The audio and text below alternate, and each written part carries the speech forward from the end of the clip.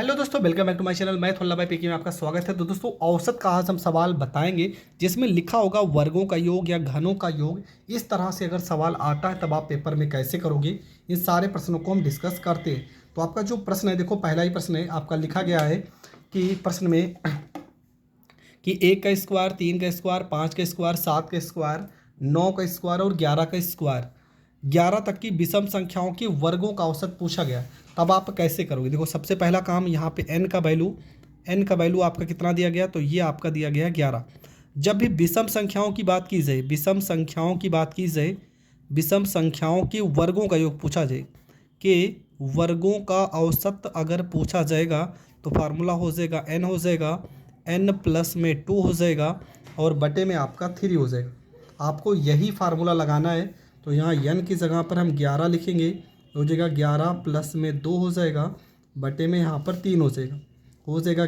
11 में 2 जोड़ देंगे 13, बटे में यहाँ पे 3 हो जाएगा।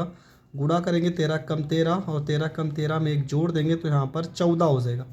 14 को यहाँ इससे भाग कर देते हैं, हो जाएगा 3 चौको 12, हासिल यहाँ पे जो 2 जगह 23 हो जाएगा, 3 सत्ते 21 हो जाएगा। 47 दशमलव कुछ आ रहा है तो 47.67 आपका जो ऑप्शन होगा ये करेक्ट आंसर हो जाएगा।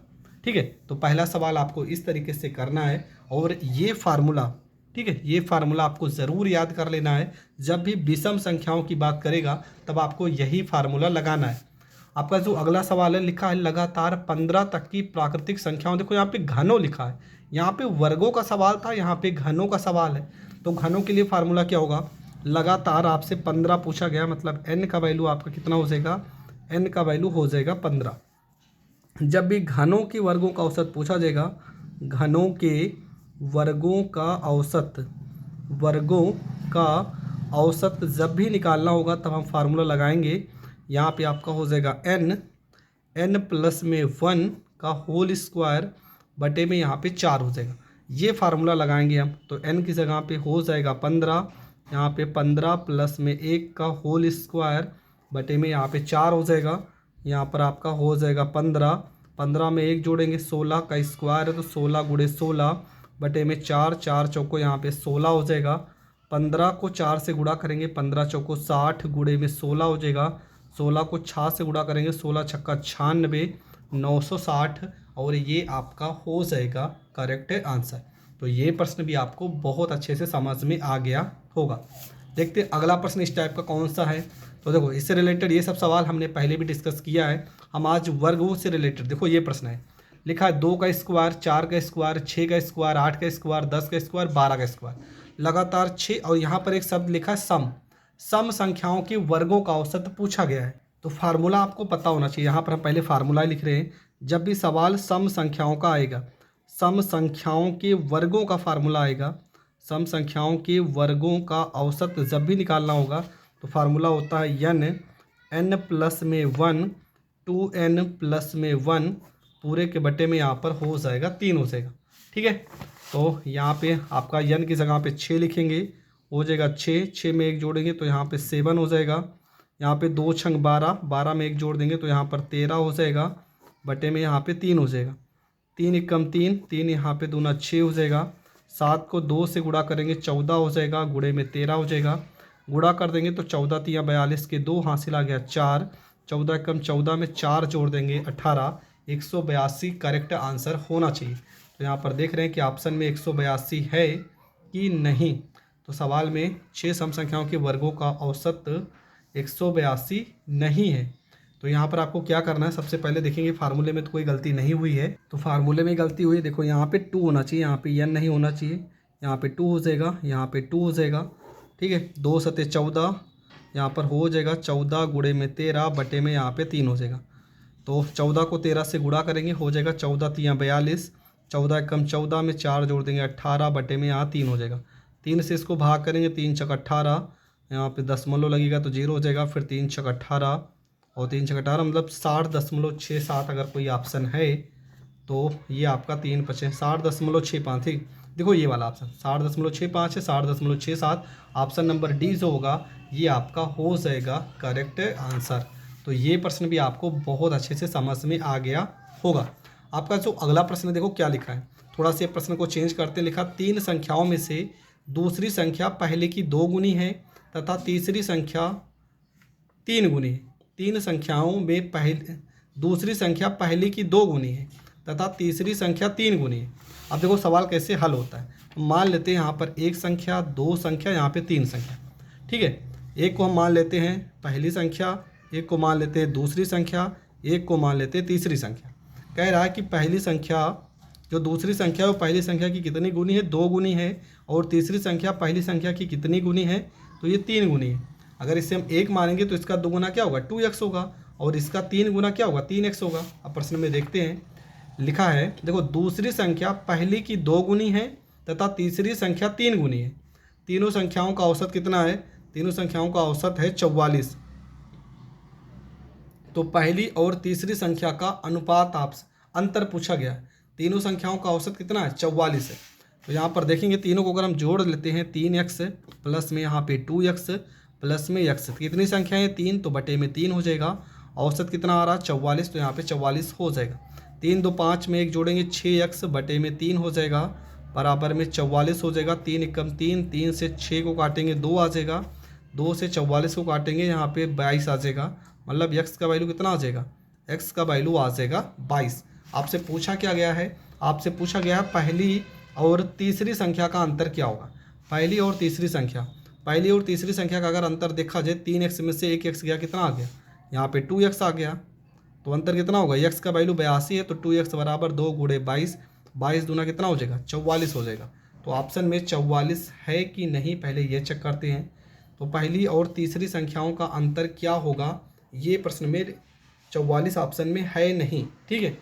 44 अगर ऑप्शन में नहीं है, इसका मतलब कहीं ना कहीं सवाल को गलत हम कर रहे हैं। 3 संख्याओं में दूसरी संख्या पहले की 2 गुनी और तीसरी संख्या की 3 गुनी है। तीनों संख्याओं का अंतर औसत जो है वो 44 है। औसत जो यहाँ पे 44 है, तो पहली और तीसरी की संख्याओं का अंतर देखो उत्तर में जहाँ पर ये लोग सॉल्व किए हैं वहाँ पे 44 ही रहा है, मतलब हमारा जो करेक्ट आंसर है वो 44 ही होगा। बढ़ते हैं अगले सवाल की ओर। आपका जो अगला सवाल है देखो इसमें क्या लिखा गया है, इस तरह का सवाल हमने पढ़ा है। देखो यहाँ फिर से सवाल है कि एक का स्क्वायर, 2 का स्क्वायर और 3 का स्क्वायर, 4 का स्क्वायर, 5 का स्क्वायर, अर्थात लगातार 5 तक की प्राकृतिक संख्याओं के वर्गों का औसत क्या होगा। तो इस तरह के सवाल आप आसानी से कर सकते हो, ये प्रश्न आप कर लेना। 14 नंबर प्रश्न में देखो क्या लिखा है। 14 नंबर प्रश्न में कह रहा है कि एक विद्यार्थी साइकिल द्वारा घर से विद्यालय 12 किलोमीटर प्रति घंटे की चाल से गया तथा पुनः सीधे 10 किलोमीटर प्रति घंटा की चाल से घर वापस आया।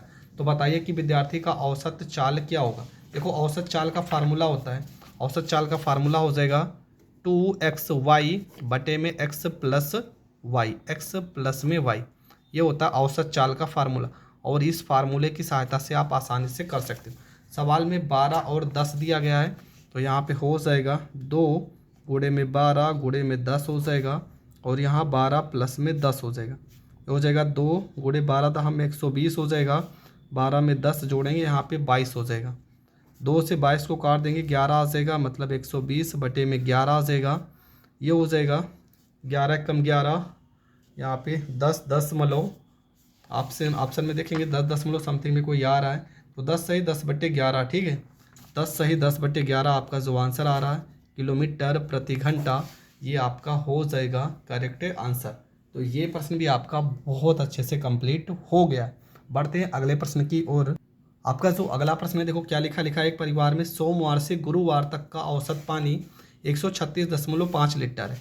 सोमवार मतलब सोमवार आएगा, प्लस में मंगलवार आएगा, प्लस में बुधवार आएगा, प्लस में गुरुवार आएगा, मतलब कितने दिन हो गए 4, बटे में यहाँ पे 4 लिखेंगे।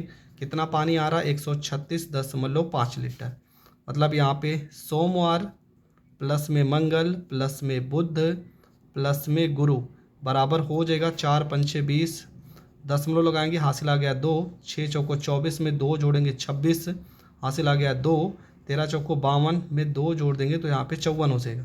4 पंचे 20, हासिल आ गया 2, 6 चौको 24 में 2 जोड़ेंगे 26, 13 चौको 52 में 2 जोड़ेंगे 54। इसके बाद कह रहा है मंगलवार से शुक्रवार तक, मंगल प्लस में शुक्र प्लस में मंगल के बाद यहाँ पे बुध, मंगल बुध, फिर यहाँ पर गुरुवार और प्लस में यहाँ पे शुक्रवार। ठीक है, मंगल हो गया, बुध हो गया, यहाँ पर गुरुवार, यहाँ पर शुक्रवार, मतलब 4 दिन हो गए, बटे में 4 लिखेंगे। कितना आ रहा? 134 लीटर, 134.0, मतलब मंगल प्लस में बुध प्लस में गुरु प्लस में शुक्र का अगर देखा जाए तो हो जाएगा 4 चौको 16, 4 तियाँ 12 में 1 जोड़ेंगे 13 हो जाएगा, 4 एकम 4 में 1 जोड़ेंगे 5 हो जाएगा। ठीक है, अगर इन दोनों को हम घटा देते हैं तो आपको पता है, देखो मंगल से मंगल कट जाएगा, बुध से बुध कट जाएगा, गुरुवार से गुरुवार कट जाएगा, आपका आ जाएगा सोम, और माइनस में यहाँ पर आ जाएगा शुक्र आ जाएगा। यहाँ 546 में से इसको घटाएंगे, 6 में से 4 जाएगा 2 हो जाएगा, 4 में से 3 जाएगा 1 हो जाएगा, और 5 में से 5 जाएगा 0 हो जाएगा। जबकि यहाँ पर सोमवार का दिया गया 132.5 लीटर है। सोमवार को कितना आ रहा है? 132.5 लीटर। तो आपसे शुक्रवार को पूछा जाएगा बराबर में 12, 12 को इधर भेजेंगे तो 132.5 माइनस 12 बराबर हो जाएगा शुक्रवार। 12 में से 132 में से 12 घटा देंगे, 2 में से 2 गया 0, और यहाँ 3 में से गया 2, 120.5 आ जाएगा। शुक्रवार को इतना लीटर आ जाएगा 120.5। तो 120.5 आपका जो ऑप्शन नंबर होगा, 132 में से आपको 12 घटाना है, 6 में से 4 गया 2, 4 में से 3 गया 1, तो 132 में से 12 घटा देंगे, 120 के समथिंग में आ रहा, तो लगभग में देखो 120 लीटर ये वाला ऑप्शन में आ रहा है, तो यही आपका हो जाएगा करेक्ट आंसर। ठीक है, आपका ये प्रश्न भी हो गया कंप्लीट। आई होप ये सारे के सारे प्रश्न बहुत अच्छे से आपको समझ में आ गए होंगे।